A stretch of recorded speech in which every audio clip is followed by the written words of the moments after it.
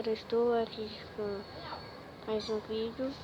Hoje, essa série de Minecraft, eu vou falar dos animais, tá?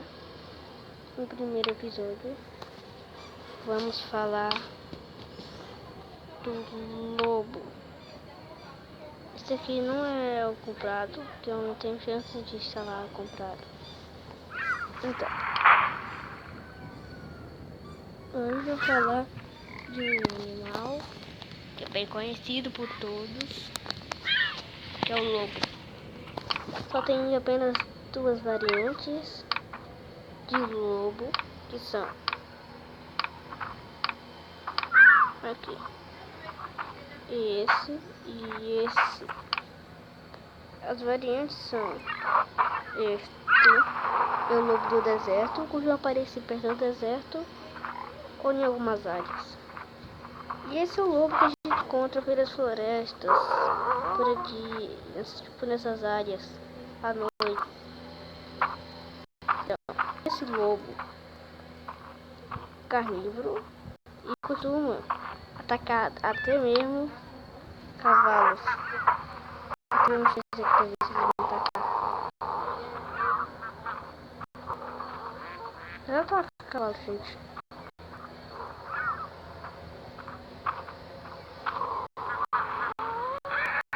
Tá me enganado. Mas visões, ele tem coragem de abater um. Porque você já tá bem ali, ó.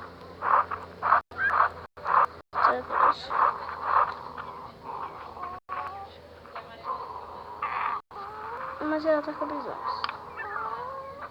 Ele também costuma atacar javalis, grandes grupos. Veja, esse também tem chance de atacar javalis, hein? As chances deles são muito altas, porque esses bichos são extremamente carnívoros. Deixa eu botar com o bicho que eles caçam. Eles caçam black, ele caça boi. Boi ele caça, vamos ver o que mais caça. Vou botar uma rede que tem muitos deles pra vocês verem. Top 3 e 4, aí ó. Enquanto embaixo, todos vão pra cima.